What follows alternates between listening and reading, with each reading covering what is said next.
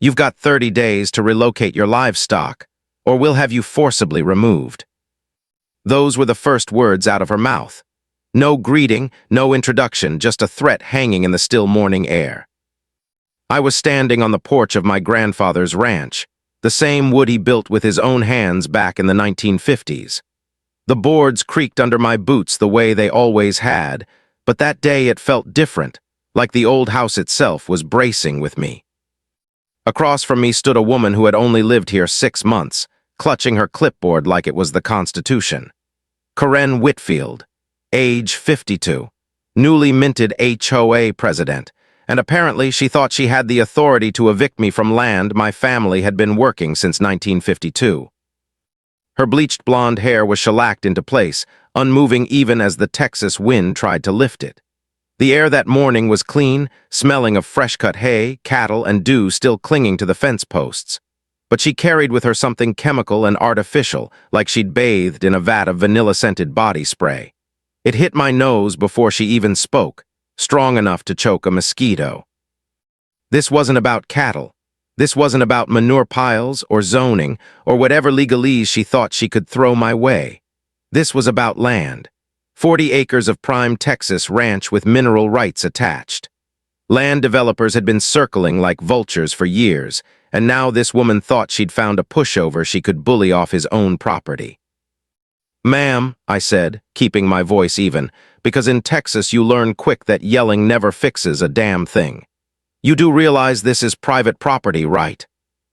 She laughed, that laugh, it could have curdled milk. High-pitched, fake sweet with enough venom behind it to let you know she wasn't joking. "Not for long, sweetie." And in that moment, I realized exactly what was happening. This wasn't a misunderstanding. This wasn't a neighborly dispute. This was a declaration of war. What would you do if some newcomer tried to steal your family's legacy? Land passed down from your grandfather, who worked it every day of his life. Drop a comment with where you're watching from, because I bet plenty of you have HOA nightmare stories of your own. But before I tell you what happened when Karen tried to evict me from my own ranch, let me back up a little. Let me tell you how we got here. My name is Garrett Stone. 6 months ago, I was living the so-called dream in Washington, D.C. Senior Policy Advisor at the Department of Housing and Urban Development. 15 years writing federal regulations that governed homeowner associations across America. I sat through endless congressional hearings. I fought bureaucratic battles most people don't even know exist. And I drank enough coffee to keep a small city awake for a year. It was a good career. Steady pay, 6 figures, respect. But when my grandfather Joe passed away, he left me the Lazy G Ranch in Cedar Falls, Texas. 40 acres, population barely 8,400, the kind of place where folks know your business before you even know it yourself. My grandfather bought this land right after he came home from Korea, scraped together every dime he had and built it piece by piece with his bare hands. A wraparound porch, barns and sheds, cattle fencing that had stood through droughts and floods alike. This place had survived more than most men do in a lifetime. So when I got the call, I traded my government cubicle for wide open sky. Morning coffee on the porch instead of at my desk. Sunrise turning the fields golden instead of streetlights glowing off Capitol asphalt. And let me tell you, the sound of cattle lowing, mixed with meadowlarks singing, beats the D.C. traffic any day of the week. There's a kind of peace you can't buy, the smell of sagebrush and mesquite drifting on the wind, the crunch of gravel under your boots at dawn when you check the fence lines. I could almost feel my grandfather walking those paths beside me. But apparently, my slice of heaven was about to become someone else's target. Karen Whitfield, real estate agent turned self-proclaimed Queen of Cedar Falls. She rolled in from Dallas, bought herself an $850,000 McMansion in the shiny new subdivision that sprouted up right next to my ranch. And within weeks, she was running for the HOA board. Within a month, she was president. And within 2 months, she was wielding that clipboard like it could summon the wrath of God. Picture the type. Hair that could survive a nuclear blast. An aggressive smile you could see coming from 3 counties away, always prowling around in athleisure outfits that probably cost more than most people's mortgage. She saw my cattle, smelled my manure piles, heard my rooster at dawn, and to her, that was all a nuisance. Never mind that my family was raising cattle here decades before her subdivision even existed. The first violation notice showed up on my door 3 months after I moved in. Agricultural nuisances threatening property values. That's what she wrote. At first, I laughed it off. Figured it was just some city transplant who didn't understand small-town Texas. I even thought a friendly conversation over sweet tea might clear the air. That was my first mistake. Karen didn't come to talk. She came back with her cousin, Dale, who just so happened to be the only county code enforcement officer dumb enough to follow her around. They strutted onto my property like they owned the place, snapping pictures of everything.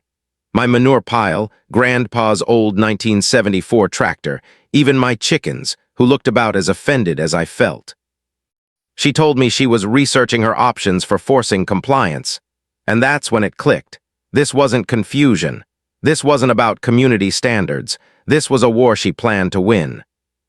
2 days later, I found a manila envelope taped to my front door. Inside was the most official-looking cease and desist notice I'd ever seen outside of a federal courthouse.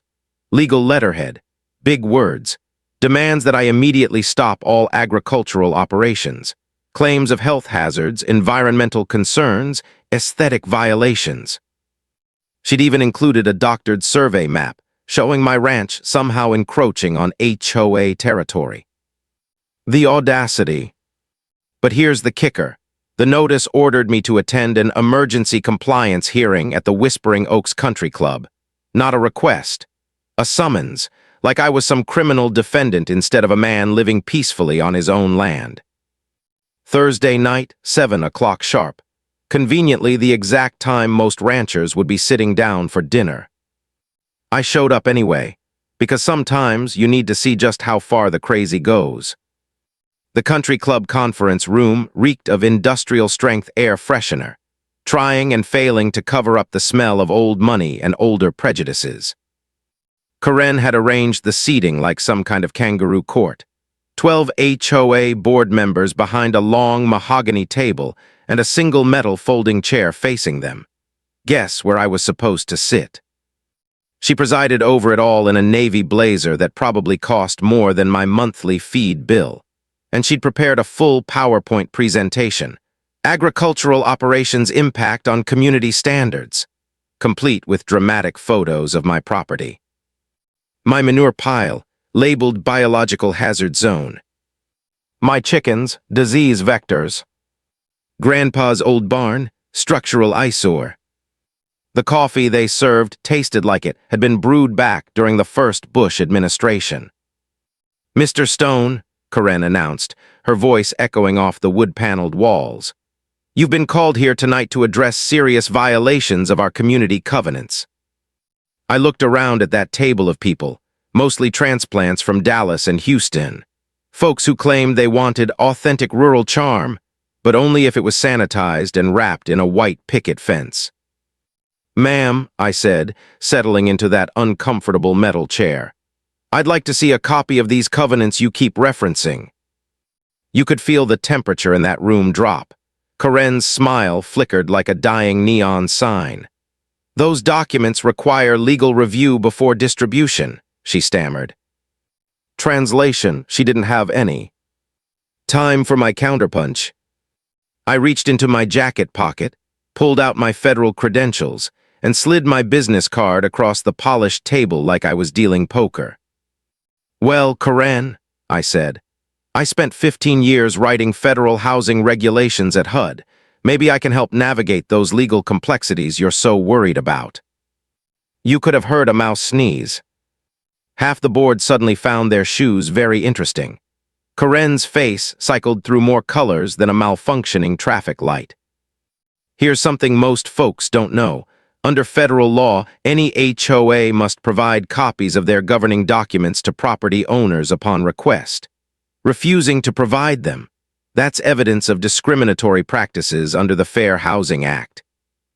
Karen hadn't just overstepped, She just walked herself into federal violation territory. And in that moment, I saw the first crack in her armor. But the real twist didn't come from me. It came from a woman sitting at the far end of the board. Nervous, kind eyes, a teacher by the look of her. "Karen," she said softly, raising her hand like she was still in her third-grade classroom. "Didn't you tell us Mr. Stone was just a local rancher?" Karen's laugh was sharp enough to cut glass. "Anyone can print business cards these days, Beverly." But the damage was done. These weren't bad people, they were just misinformed. And now they were starting to wonder what else their fearless leader hadn't told them. The meeting ended with Karen promising to provide documentation after proper consultation. Translation, she was scrambling. But I wasn't walking away empty-handed. As the board shuffled out, Beverly, the teacher, approached me in the parking lot.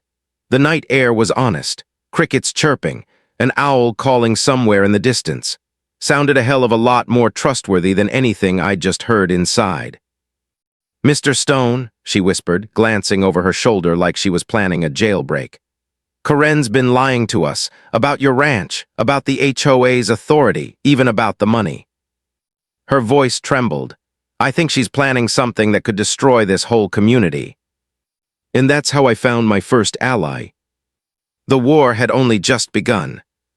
They say bullies don't back down when you stand up to them. They just change tactics. Karen proved that the very next morning. I was sipping black coffee on the porch, steam curling into the cool air, when I heard the crunch of tires on gravel. Dale's county code enforcement truck pulled up the drive. The same cousin she'd paraded around like her personal enforcer. He stepped out looking like a cat dropped in a bathtub, nervous, twitchy, clutching a clipboard thick enough to stop a bullet. "Morning, Mr. Stone," he mumbled, not quite making eye contact. "What can I do for you, Dale?" He cleared his throat. "We've had multiple complaints. Agricultural structures on this property appear unpermitted." He gestured toward my barns, my sheds, even the chicken coop. Structures that had stood here since before Dale was born. Structures that had weathered storms, droughts, and one hell of a barn fire 20 years ago. Unpermitted. Those buildings weren't just wood and nails. They were history. My grandfather built half of them with his own hands, hammering by lantern light after long days in the fields. And now, because Karen wanted me gone, Dale was suddenly questioning 70 years of family sweat and labor. I kept my voice calm. "You're saying barns built in 1952 need county permits." Dale shifted uncomfortably. "I'm just following up on complaints." I wanted to be angry at him, but looking at his face, I saw it. This wasn't his idea. He was stuck in Karen's orbit, orbiting like a little moon around her toxic sun. I signed his papers, let him walk the property, and watched him jot down notes with hands that shook just slightly. He didn't look like a man enforcing the law. He looked like a man ashamed of being used. Tuesday brought a new visitor. A white state truck with the Texas Commission on Environmental Quality logo stenciled on the side. An inspector climbed out, clipboard in hand. Apparently there, been an anonymous tip. What a mystery about groundwater contamination from my cattle. The man spent 4 hours on my land, testing soil, taking water samples, peering at my herd like he expected them to glow green. By the end, he was red-faced and muttering under his breath. Cleaner than a church kitchen. 70 years of sustainable ranching had kept this land pure. Karen thought she could conjure an environmental crisis out of thin air, but all she managed was to waste taxpayer money and my afternoon. Wednesday, another truck rolled in, this one marked with the state agriculture department. A veterinarian named Dr. Martinez stepped out, boots dusty, no nonsense in her stance. She looked my cattle over, checked their coats, their eyes, their movement. Her verdict: these animals are healthier than half the people in that subdivision. She asked me point blank, "Mr. Stone, is this some kind of joke?" I shook my head, wish it was. She scribbled her report, gave my cattle a final approving nod, and left shaking her head in disbelief. By then my driveway was starting to look like a government parking lot. Diesel fumes hung in the air, mixing with the honest smell of hay and manure. That's when it clicked. Karen wasn't trying to prove violations.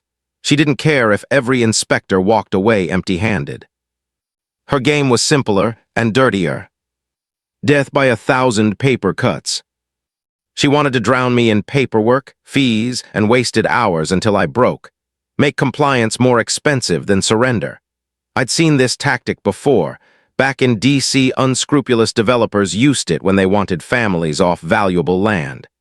They'd bury them under enough bureaucratic nonsense that giving up seemed cheaper than fighting. Only this time, they'd picked the wrong target. Because I didn't just know the game, I helped write the rule book. That Thursday afternoon, just as I was finishing fence checks, a dust cloud appeared on the horizon.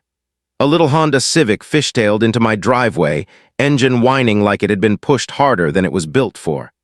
Out stepped Beverly Chen, the teacher from the board meeting. Her hands trembled as she carried a tote bag filled with papers. She looked like she hadn't slept in 3 days. My old dog Charlie trotted over, sniffing her shoes, sensing her fear. "I can't live with this anymore," she whispered, sinking onto my porch steps. Her coffee cup rattled against her wedding ring as she tried to steady her hands. "Karen's been lying to all of us." She opened the bag and spilled out what she'd brought: text messages, emails, bank statements. A paper trail uglier than Karen's hair dye. Sunset Holdings, the development company building Whispering Oaks. They'd been feeding Karen inside information for months. In return, she was promised a $50,000 finder's fee and first pick of premium lots if she could force me to sell. The whole agricultural nuisance charade was just that, a performance, fake crises, manufactured outrage, and at the center of it, a bribe disguised as a finder's fee. But Beverly wasn't finished. She slid over a stack of incorporation papers, HOA formation documents she'd secretly copied. I skimmed the first page and nearly spat my coffee across the table. "Beverly," I said slowly, setting the papers down, "do you realize what you just showed me?" Her eyes filled with fear. "Something bad." I nodded. "Very bad for Karen." "Here's the thing, HOAs can't just declare themselves into existence. They need proper incorporation, county filings, covenants recorded with the clerk. Without those steps, they're about as official as my chickens running a bank." Karen's HOA had skipped every single step, which meant they weren't an HOA at all. They were just a group of neighbors playing dress-up with clipboards. "Beverly," I said gently, "your HOA has no legal standing. None. You've been operating as an illegal organization this whole time." Her face went pale, like the blood drained out of her all at once. "You mean everything we've done has no legal authority? Karen's been running a con." She pressed her hands together, shaking. "My God, what have we done to you?" I wanted to tell her it wasn't her fault, that people like Karen survive by manipulating good-hearted folks. But the truth was clear. Karen wasn't just overstepping, she was orchestrating systematic fraud. That night after Beverly left, I sat in Grandpa's old leather recliner, papers spread across the coffee table. Coyotes howled in the distance, cattle settled into their pens, the sounds of the land steady and grounding. And I realized, this wasn't just about saving my ranch anymore. Karen had turned harassment into a business model. Dr. Martinez confirmed it the next day. She called me personally, her voice sharp with anger. "Mr. Stone, I checked records after leaving your place. That Whitfield woman has filed livestock complaints in 3 other counties. Same pattern, always near planned developments, always fabricated." My blood ran cold. How many other families had she destroyed? How many other grandfathers, legacies bulldozed under the weight of fake violations and doctored maps? I looked out over my pasture, bathed in orange sunset light, and made a decision. This war wasn't about me anymore. It was about every family she'd ever targeted, every homestead stolen through fraud, every rancher too tired, too broke, or too scared to fight back.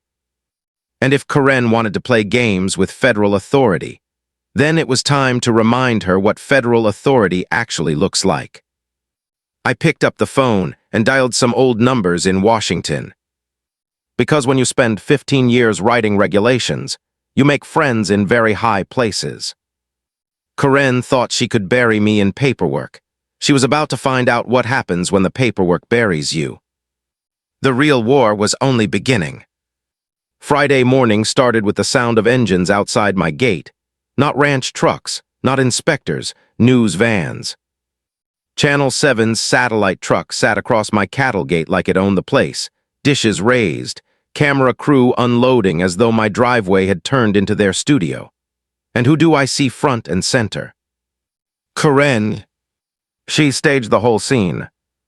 Kids in surgical masks stood nearby, holding signs painted with shaky block letters. Save our water and protect our children.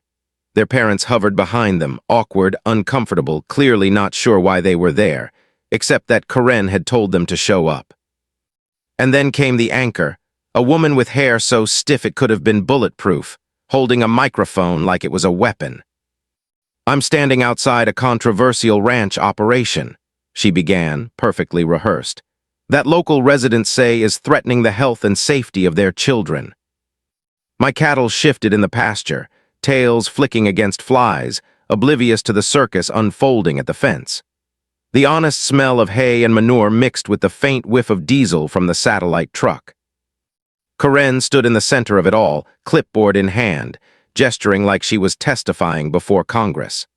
We've tried reasoning with Mr. Stone, she told the cameras, but he refuses to relocate his livestock to a more appropriate location. This operation has been polluting our groundwater and creating unsanitary conditions for months. Every word a lie. I walked down my porch steps, coffee mug in hand, black, strong enough to wake the dead. Didn't say a word at first, just stood behind the fence watching Karen spin her performance.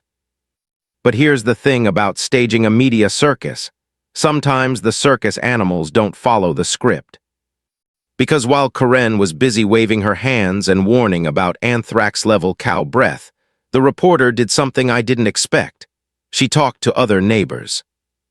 And those neighbors, well, they remembered my grandfather. They knew my family. Old Pete Jameson, who'd lived down the road since the Korean War, told her straight.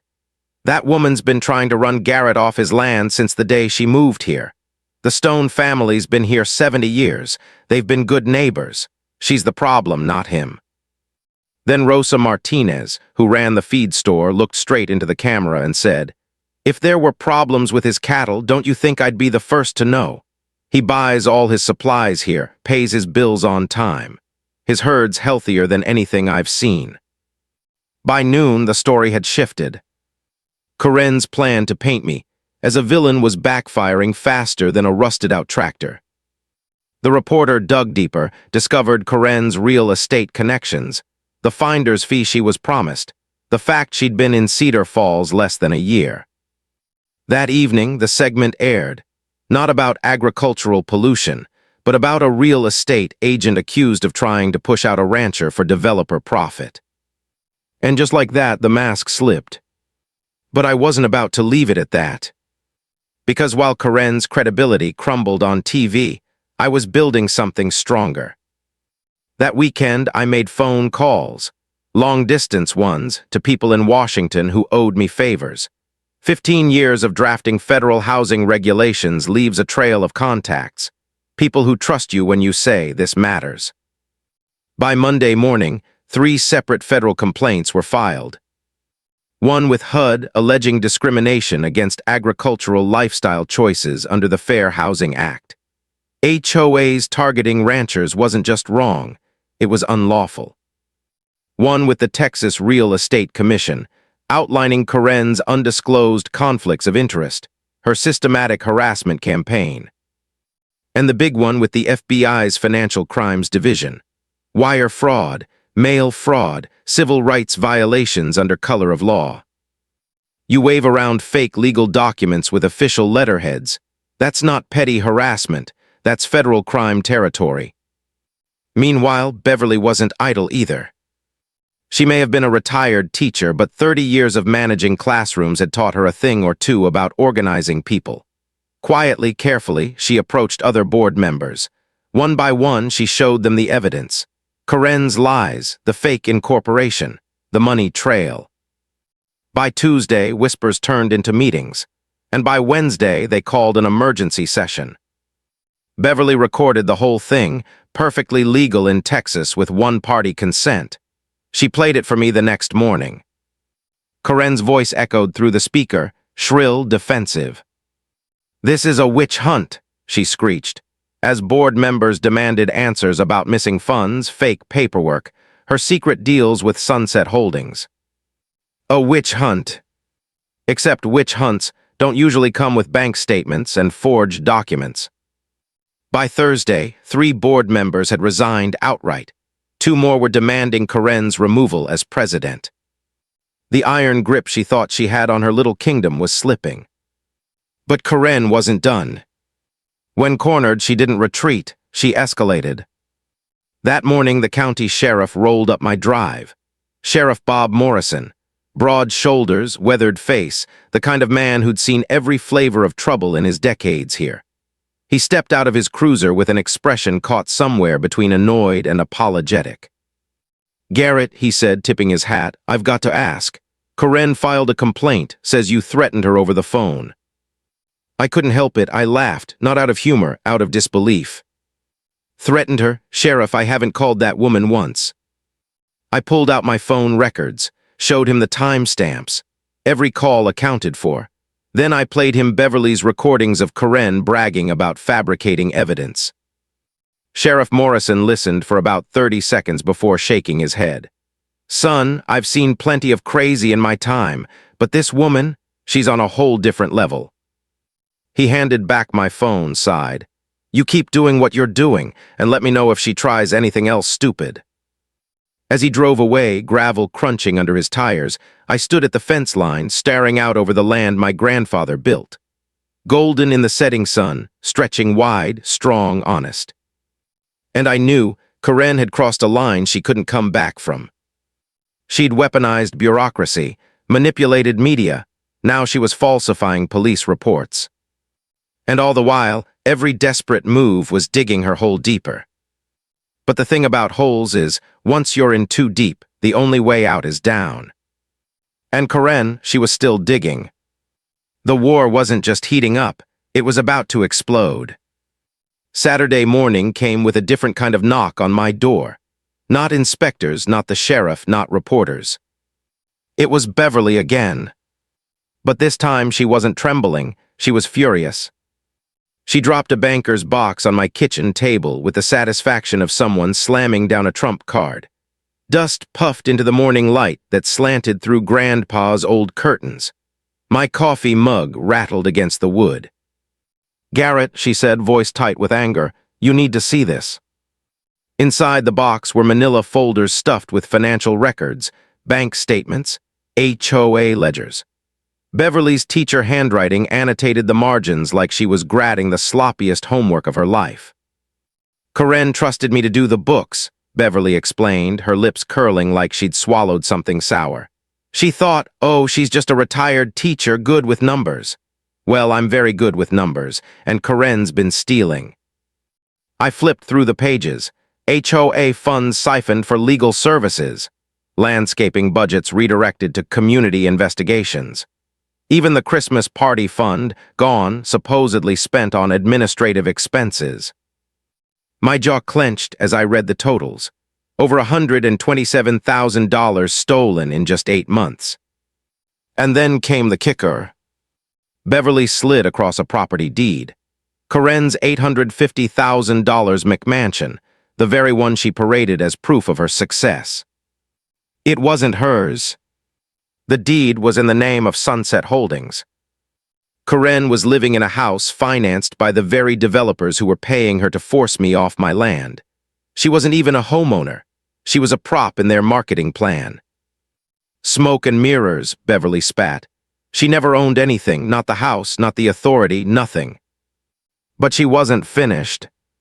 Beverly pulled out insurance claims, over $30,000 worth. Claims for property damage supposedly caused by adjacent agricultural operations. That meant me. Sprinkler systems destroyed by airborne contaminants. landscaping damaged by runoff, paint corroded by chemical drift. Not a shred of actual evidence, just Karen billing imaginary problems to pad her pocket. My stomach twisted as Beverly handed me one last folder. Emails, dozens of them. This was the smoking gun. Karen wasn't working alone. She'd been running the same scam in county after county, targeting rural families near planned developments. Fake HOAs, manufactured violations, bureaucratic harassment, lowball buyout offers, developers swooping in paying her finder's fees. 6 families that Beverly knew of, probably more. Grandfathers' ranches, generational farms, homesteads passed down through wars and droughts, all stolen with clipboards and fake legal documents. I sat back in my chair, papers spread out like a crime scene in front of me. The morning sun painted gold across the kitchen table, the same table where Grandpa used to drink his coffee, the same table where he taught me the value of honesty. And I realized this wasn't just my fight anymore. Karen's scam had ruined lives, and if I didn't stop her, it would ruin more. "Beverly," I said quietly, "you just handed me enough to put her in federal prison for a very long time." Her eyes filled with both relief and guilt. "She played all of us, Garrett. I can't undo the damage, but maybe we can stop her before she destroys anyone else." We shook hands across the table, and for the first time since this nightmare began, I didn't feel alone. But Karen wasn't about to fold. Because just as we prepared our case, she unleashed her next move, a masterclass in desperation. Monday morning, a private investigator showed up in town. A greasy man named Rick, hired by Karen to dig into my past. He strutted around like a second-rate detective from an old TV show, snapping photos of my ranch, asking about my suspicious federal career. Word spread quick in a small town. Folks laughed him out of diners, rolled their eyes at his questions, because there was nothing to find. 15 years of spotless service, commendations, testimony from families I'd helped. My biggest scandal was a parking ticket back in 2019. Karen wanted dirt, but all she bought was a shovel she'd use on herself. By Tuesday, she was calling county officials, spreading rumors I'd taken bribes in D.C. Commissioner Williams, whose family had known mine for 3 generations, called me laughing so hard he could barely breathe.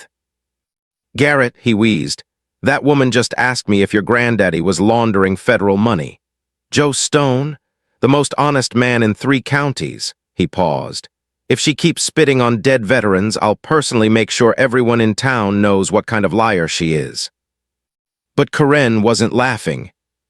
Because Wednesday night, around 2 in the morning, my security cameras caught something else. The hiss of spray cans, shadows by my front fence. When I checked the footage, there she was, Karen herself with one of her lackeys, painting bright red graffiti across boards that had stood for decades. "Health hazard. Toxic waste."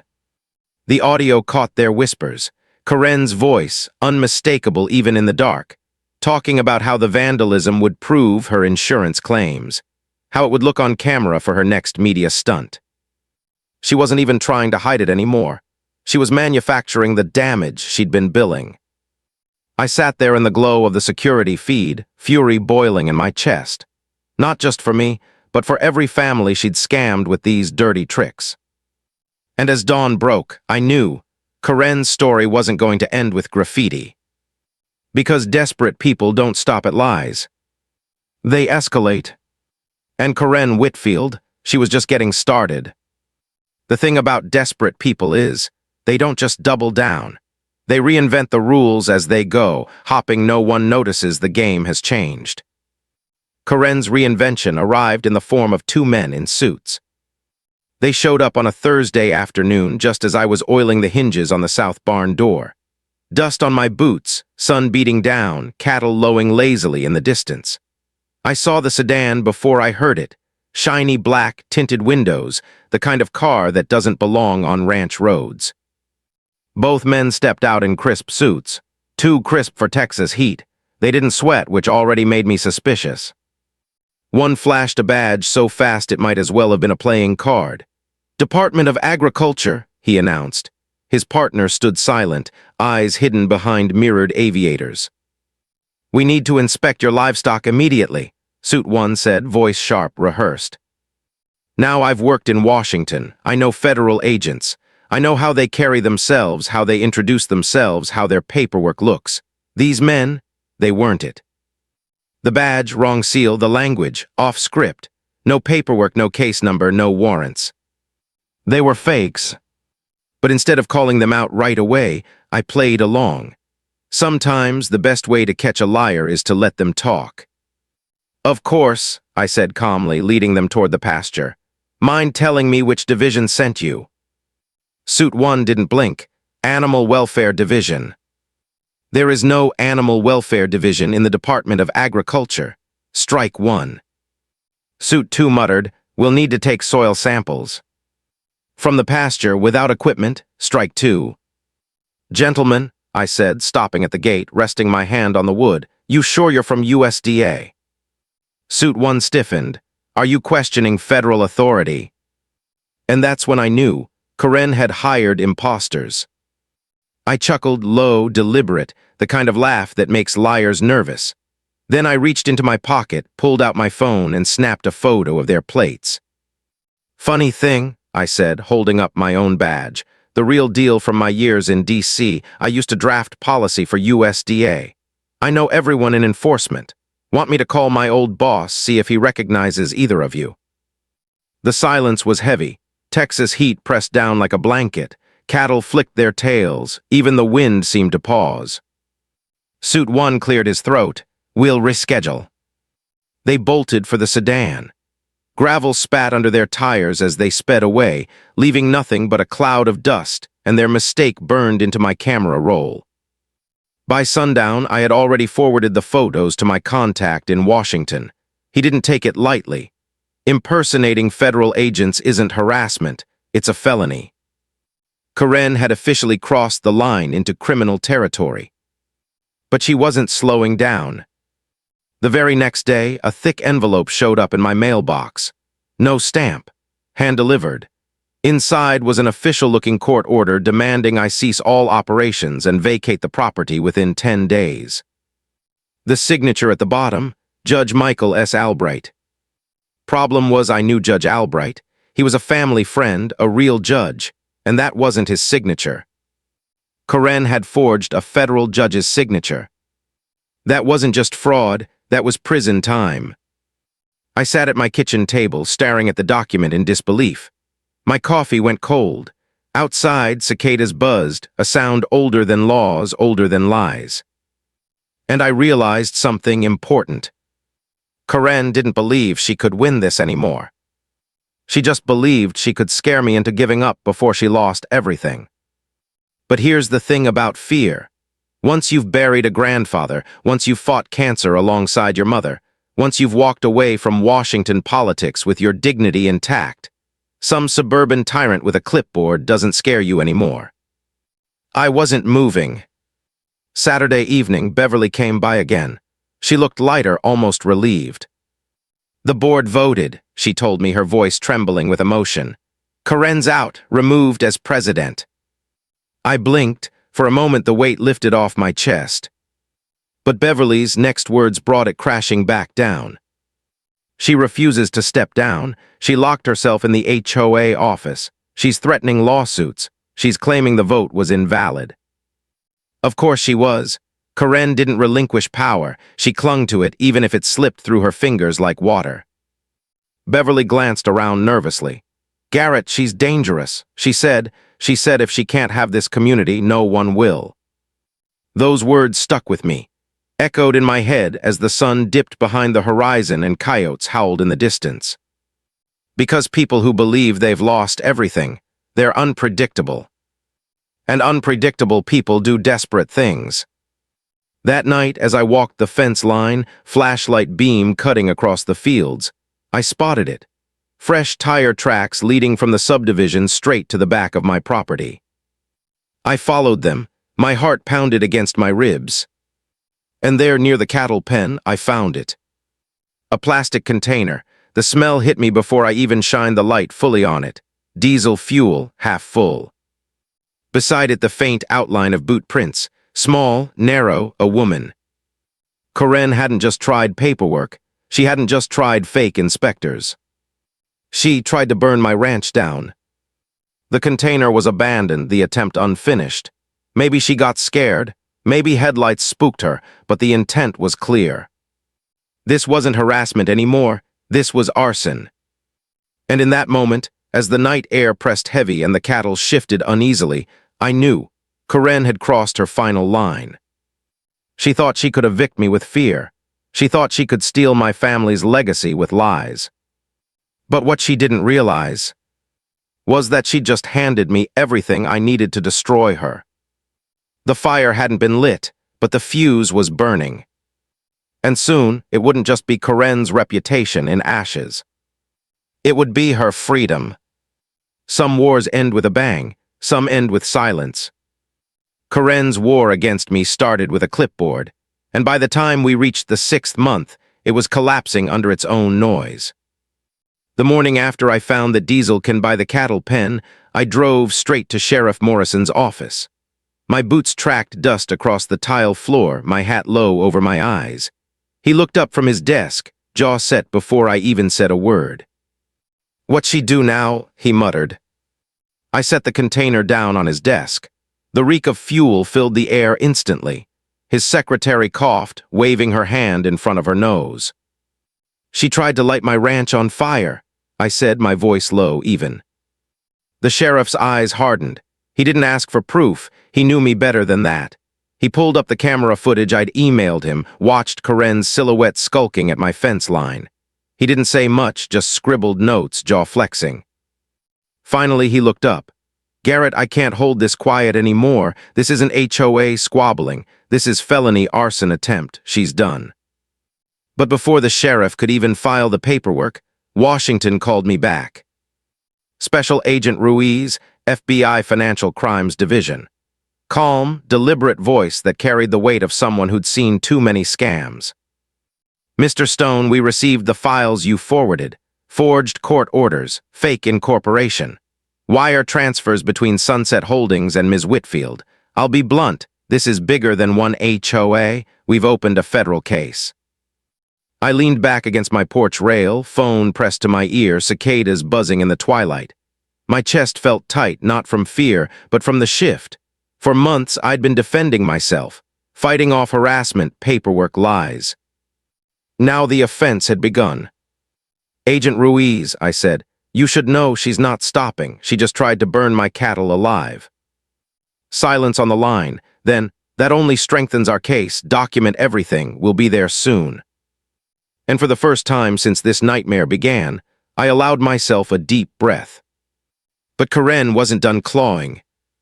That weekend, she staged one final rally at the subdivision clubhouse. Flyers taped to every mailbox, promises of saving the community from toxic ranching. Free pizza, soda, the whole show. Beverly and I walked in together, heads high. I could feel every pair of eyes on me, half hostile, half curious. Corinne stood at the front of the room, voice shrill through a borrowed PA system. "This man," she screeched, jabbing her finger at me, "is endangering your property values, your health, your children's safety. We demand his removal, effective immediately." Gasps, murmurs, uncomfortable shifting in seats. But then Beverly stepped forward, holding a folder thick with evidence. Her teacher's voice cut through the noise like a ruler slapping a desk. "Enough lies, Corinne. These people deserve the truth." And she laid it all bare. The fake HOA papers, the missing funds, the developer's payoff, the forged judge's signature, the insurance fraud. One by one, she placed the documents on the table for all to see. The room grew so quiet, I could hear the hum of the fluorescent lights. Corinne tried to laugh it off, her voice cracking. "Forgery, fabrication, don't believe this nonsense."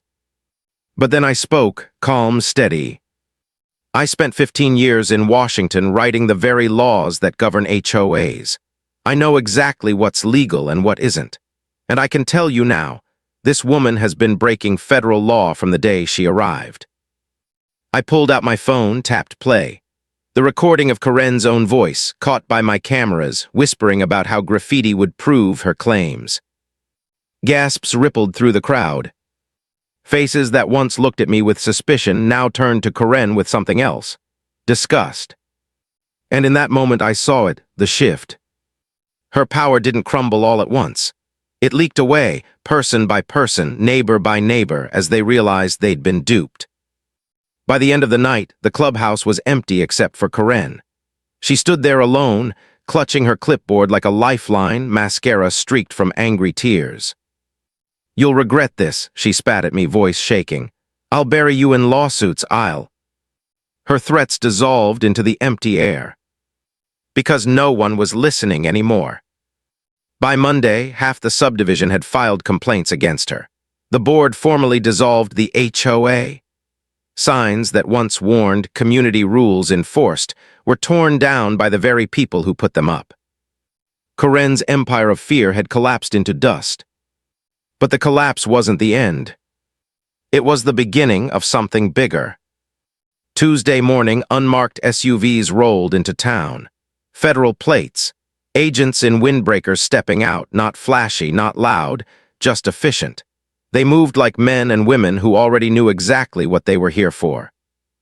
I watched from my porch as they knocked on Karen's door. She tried, of course, tried to bluster, to argue, to wave around her clipboard like it was still Excalibur. But agents don't care about clipboards, they care about warrants. And they had one. Within minutes, boxes were carried out. Hard drives, laptops, file cabinets, the facade stripped bare. Karen was escorted out last, head high, lips pressed into a thin line, still pretending she was in control. But her wrists told the truth, cuffed, hands behind her back. Neighbors watched from sidewalks and porches. Some whispered, some shook their heads, a few clapped quietly. I didn't cheer. Because this wasn't triumph, not yet. It was justice beginning to stir. That night I walked the pastures under a sky full of stars, brighter than I'd seen in months. My cattle slept peacefully. The air smelled of mesquite and earth, honest smells. And I thought of my grandfather. He'd fought wars overseas, only to come home and build a life worth protecting. I wondered what he'd think of me now, fighting a war not with bullets, but with truth, patience, and paperwork sharper than any blade. Maybe he'd smile, maybe he'd shake his head, but I knew one thing for sure: he'd tell me to keep standing. Because the fight wasn't finished.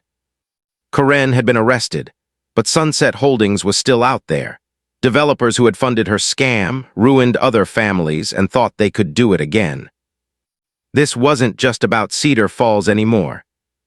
This was about every rancher, every homeowner, every family ever bullied by a fake HOA. And I wasn't done fighting. Not by a long shot. They hauled Karen off in handcuffs, but the silence she left behind was heavier than her noise had ever been. For weeks she'd been everywhere, at the gate, on the news, in the ears of anyone who'd listen. Now the streets of Whispering Oaks were still. No signs, no rallies, no clipboard queen stomping around in her designer sneakers. But silence doesn't mean peace. It means something else is coming. I knew it the morning I got a call from Agent Ruiz. His voice was clipped, urgent. "Mr. Stone, I wanted to update you. Whitfield's in custody, but her case isn't isolated. We've uncovered records tying her to at least 4 other developments across Texas and Oklahoma. Same pattern, same fraud, same payoff structures." I leaned against the porch rail, phone warm against my ear, watching mist rise from the fields. Charlie lay at my boots, ears twitching at birdsong. "How many families?" I asked. Ruiz sighed. "More than we thought, some sold under pressure, some lost everything. A couple are still in litigation, buried in debt." I rubbed the back of my neck, the skin prickled with the weight of it. Karen wasn't just a local tyrant, she was a cog in a bigger machine. And if there's one thing I learned in Washington, it's this: the machine never stops on its own. It has to be broken. That evening Beverly came by. She looked tired but different, like a weight had lifted. She carried a pie dish in one hand, a manila folder in the other. "Peach cobbler," she said with a faint smile. And something you need to see. The cobbler was warm, smelled like cinnamon and butter, grounding me in something human after weeks of chaos. But the folder, that was fire waiting to spread. Inside were copies of minutes from past HOA board meetings. Karen had kept them tucked away, never distributing them. Beverly had taken them during the FBI's sweep. Most of it was nonsense, but one set of notes, dated 3 months ago, stopped me cold. Meeting with Sunset Holdings rep, discussed accelerated removal of Stone Ranch, potential legal obstacles noted, strategy, escalate code enforcement and negative press. They weren't even hiding it. It was right there in writing. My eviction wasn't Karen's whim. It was policy, a coordinated plan. My stomach knotted as I flipped to the next page. Names, a list of target parcels. Families I knew. The Watsons, 2 counties over, sold off their land after water contamination complaints. The Yates family in Oklahoma, hit with fake zoning violations until they went bankrupt. I pushed the folder away, staring at the fading light outside my window. The ranch stretched wide, golden under the evening sun. But suddenly it felt smaller, not because it had changed, but because the fight had grown. "Garrett," Beverly said softly, "what are we going to do?" I met her eyes, and I told her the truth. "We're not just going to clear my name. We're going to expose every last one of them." The next days blurred together. FBI interviews, phone calls with reporters, emails from ranchers who'd seen the news and recognized their own stories. One man, a veteran named Lucas from Oklahoma, called me late one night. His voice was rough, worn down. "They took my family's farm, Stone, said we were in violation of some covenant I'd never signed. My wife and I, we fought until we couldn't anymore, lost everything." He paused, the silence heavy. "Hearing your story for the first time, I don't feel crazy, thank you." I sat in my recliner long after that call, staring at the ceiling. The cicadas buzzed outside, steady, endless. And I realized something. This wasn't just my voice anymore. It was dozens, maybe hundreds, all of us carrying scars carved by the same machine. But the machine was cracking. The news cycle had turned. Local stations started calling me not Karen, then state outlets, then national. "Texas rancher exposes HOA fraud ring," one headline read. "Families across states speak out," another said. Karen had wanted to bury me in paperwork. Instead, she dug up a grave big enough to bury herself, and maybe the whole crooked network she worked for. But I knew better than to celebrate early. Because machines don't go down easy. And sure enough, the backlash came. One evening, I was heading back from town, feed sacks in the bed of my truck when headlights appeared in my rearview. Too close, too steady. At first, I figured it was just some impatient driver on the county road. But mile after mile, they stuck to me, even when I turned down my gravel drive. By the time I pulled up to my gate, the other vehicle stopped just short of the tree line. Engine idling, lights glaring. I stepped out, hand resting on the baseball bat I kept behind the seat. "Can I help you?" I called into the dark. No response, just the steady hum of the engine. Then slowly the vehicle backed up, turned, drove off into the night. Dust hung in the air long after they'd gone. It wasn't Karen. She was already in custody. This was bigger. This was the people behind her reminding me I'd stirred the wrong hornet's nest. And as I stood under that wide Texas sky, dust on my boots, heart still pounding, I understood the stakes. This wasn't just Cedar Falls. This wasn't just my grandfather's ranch. This was a war against families everywhere. And I had a choice. Step back, let the machine grind on, or stand taller, even if it painted a target on my back. I thought of Lucas in Oklahoma, the Watsons, the Yates, Beverly's tired eyes, heavy with guilt but steady with courage. And I knew my answer. I wasn't just going to fight. I was going to finish this. But finishing it meant going deeper, exposing not just Karen, but the men in suits behind her. The developers, the investors, the ones who thought rural families were pawns on a chessboard. And that would take everything I had left. The morning they brought the hammer down, the sky was wide and clear, Texas blue, the kind of sky that makes you believe storms can't last forever. I was fixing a hinge on the north pasture gate when I heard the low growl of engines.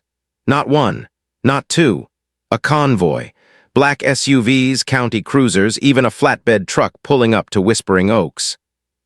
By the time I walked to the fence line, half the subdivision was standing in their yards, phones in hand, gawking as federal agents and sheriff's deputies poured into Corinne's old McMansion. Only it wasn't just Corinne's house anymore. It was Sunset Holdings' office in disguise. For hours they carried out boxes, paperwork, hard drives, bankers' files. Agents walked in and out like clockwork, coordinated, efficient. No shouting, no drama, just the quiet, methodical dismantling of a fraud empire. I leaned against the post, sun warm on my shoulders, and let myself breathe. Not because the fight was over, but because, for once, the machine was grinding in the right direction. By noon, news crews had arrived. Helicopters buzzed overhead. The subdivision that once tried to paint me as a nuisance was now the backdrop of a national scandal. The headlines hit within hours. HOA scam busted. Developer-funded network targeted ranchers across state lines. Federal investigation links Sunset Holdings to fraud, forgery, and arson attempts. Local ranchers' evidence sparks nationwide crackdown. For the first time in months, I wasn't the one under suspicion. I was the one holding proof. But I didn't feel victorious, not yet. Because victories in real life don't feel like movie endings. They feel like weights slowly lifting off your chest, but leaving a bruise behind. That evening, Beverly came by with her husband. She hugged me tight, eyes glistening. "You saved us," she whispered, "all of us." I shook my head. "No, Beverly, you saved yourselves. I just showed you what Corinne really was." But deep down, I knew the truth. None of us had done this alone. It had taken neighbors willing to speak up, agents willing to listen, and one stubborn old rancher too mule-headed to walk away. The next week was a blur.